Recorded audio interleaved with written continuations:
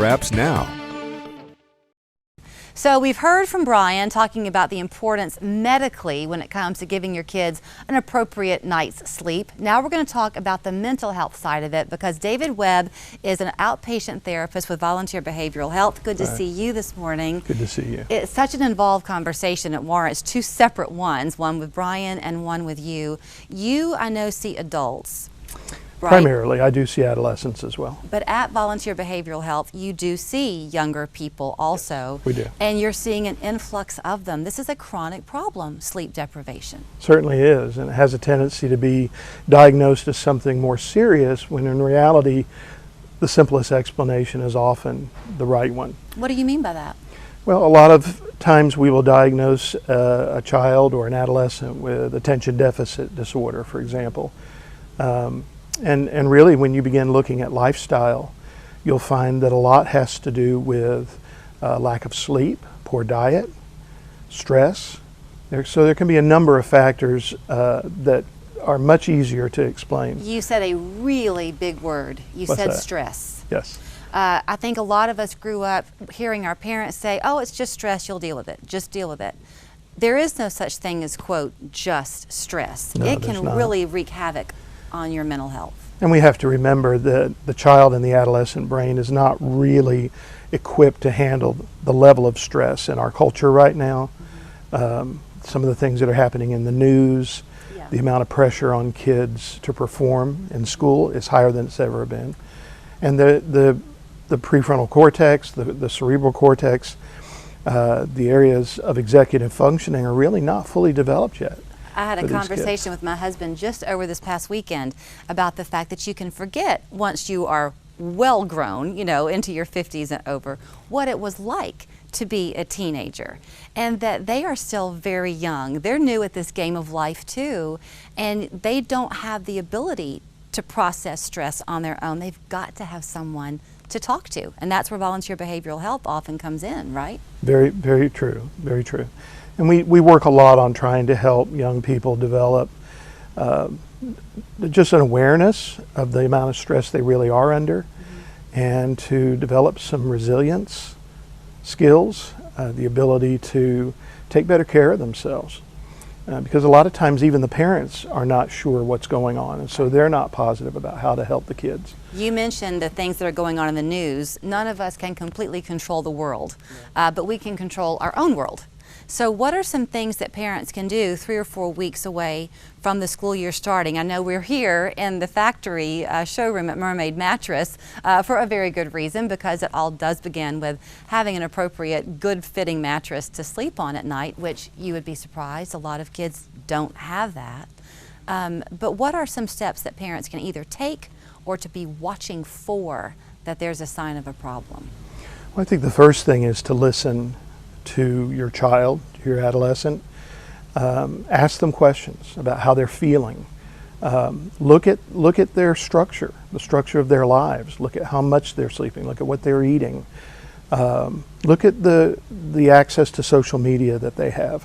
One of the biggest problems I'm seeing is just the hours and hours every day that young people and older people as well will look at social media, TikTok, Instagram, Facebook, and it can almost have a hypnotic effect on you, where you will just literally lay in that bed for hours and hours and just watching one brief video after another.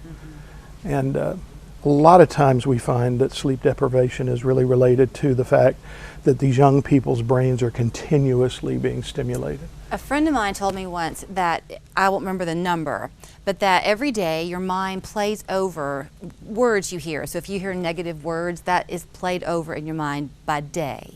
But at night, your sleeping brain plays it over multiple times over. So the importance of when you were tucking your children to bed at night and reading them a happy story, that plays in their brain.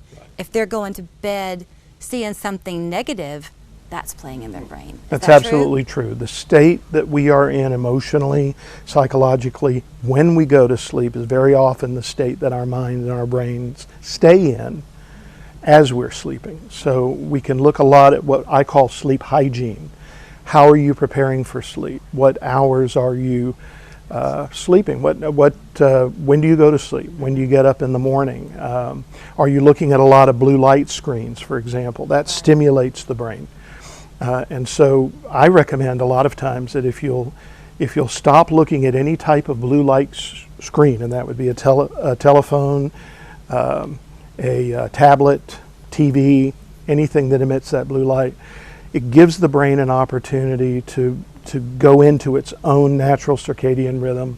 It doesn't keep the brain overstimulated and allows the body to actually prepare for sleep. So if you've got a student, obviously a second grader is one thing. If you've got a 20-year-old heading off to college, good luck telling them to not put that, to put that phone away. But maybe you never lose your mom connection and your dad connection, sending them a text before they go to bed saying, I sure do love you and I'm proud of you for these reasons.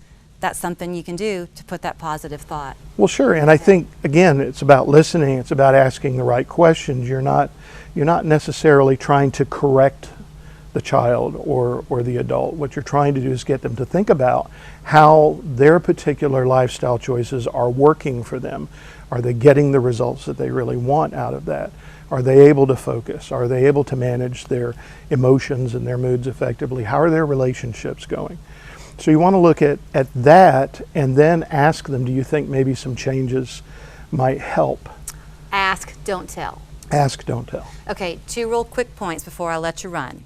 I hate to end, well, a positive is that we are here at Mermaid Mattress. So for the next couple of weeks anyway, y'all are going to have literature that you're providing from Volunteer Behavioral Health in their Mermaid Mattress stores, that when folks are coming in, part of the tax-free weekend to buy mattresses and toppers, which we'll talk about in the coming days, for your kids heading off to school, they can pick up this literature, right?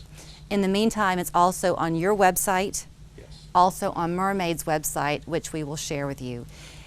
There is still the fact, we won't talk long about it, but that there are kids out there that are troubled. Teachers are sometimes the first ones to see it. Teachers are probably going to be on a heightened alert. If they're seeing some warning signs that they're uncomfortable with, what should they do? Can they contact y'all? Absolutely. Contact us. We'll do a very thorough assessment initially. If the parents need to be involved in that assessment time, that's fine. But we want to facilitate the young person being able to speak, to be able to talk about what's been going on for them. And again, we're asking questions about lifestyle, history, stress levels, those kinds of things. We also want to look at possible physiological causes for what's happening. You want to look at diet intake, caffeine intake, sugar intake, nicotine intake, all of those things. So we're going to look at the big picture when we do the assessment.